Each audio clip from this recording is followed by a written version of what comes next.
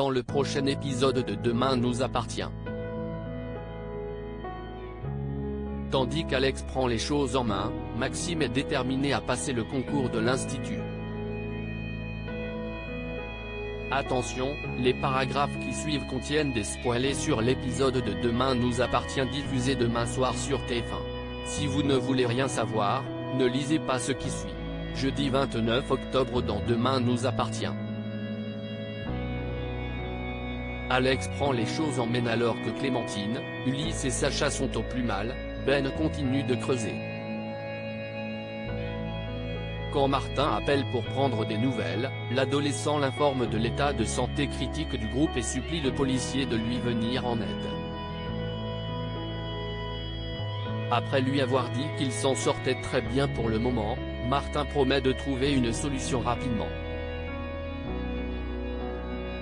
Inquiet, le commandant Constant prévient ensuite le colonel de la situation et insiste pour qu'il fasse sortir les rescapés par la faille de la grotte.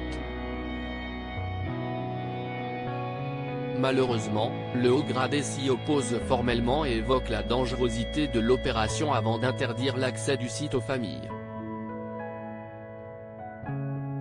Pendant ce temps, Georges souffre toujours autant malgré l'opération.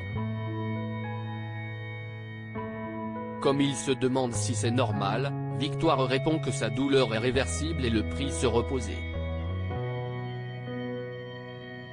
De son côté, Judith n'en peut plus d'être enfermée et a perdu tout espoir que les secours réussissent à les sortir de là. Toutefois, le docteur Lazari l'encourage à rester positive puis l'enlace pour lui remonter le moral.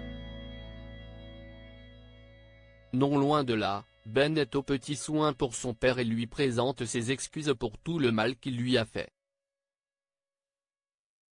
En peuleur, Ben jure alors de faire des efforts avec Clémentine quand ils seront tirés d'affaire et ajoute qu'il n'a pas le droit de l'empêcher d'être heureux. Sacha, qui est ému par les mots de son fils, le prend dans ses bras tout en lui disant combien il l'aime. En parallèle, Amanda est convaincue que la police leur cache quelque chose. Pour leur mettre la pression et obtenir des réponses, elle débarque sur le site avec Chloé et Alex. Quelques instants plus tard, l'infirmière profite que le couple Delcourt discute avec Martin pour se faufiler sous la tente et s'emparer d'un talkie-walkie afin de communiquer avec Ulysse. En découvrant la gravité de son état de santé, Amanda le somme de tenir le coup. Lorsqu'il la voit faire, Martin n'a plus d'autre choix que d'expliquer aux familles que les survivants sont tous malades et qu'ils ne peuvent plus creuser pour rejoindre le second groupe. Même si le commandant est persuadé de pouvoir faire changer d'avis le colonel, Alex sait qu'il n'y arrivera pas et décide de passer par la faille pour descendre dans la grotte. Maxime est déterminé à passer le concours de l'Institut Spoon. Anaïs et Enzo cherchent un moyen de dissuader Maxime de passer le concours. Tandis que le fils Delcourt les rejoint pour boire un verre, le couple lui fait comprendre qu'il n'a pas assez d'expérience en cuisine et qu'il vaudrait mieux pour lui de tenter le concours une prochaine fois.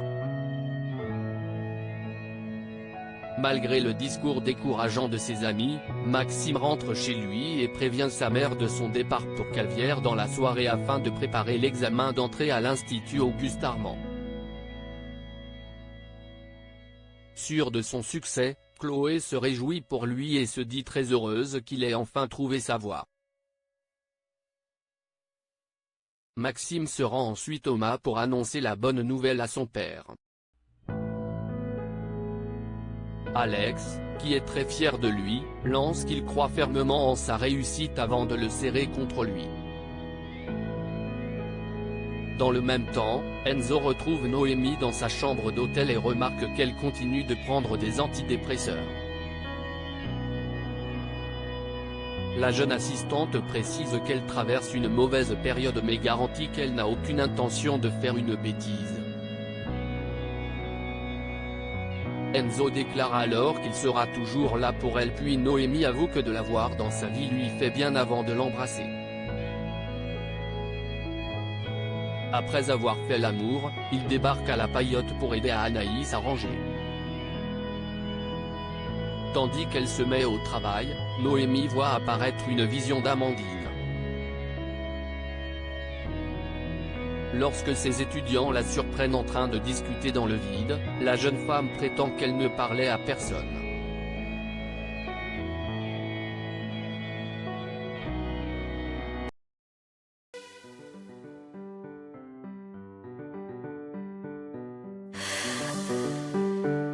나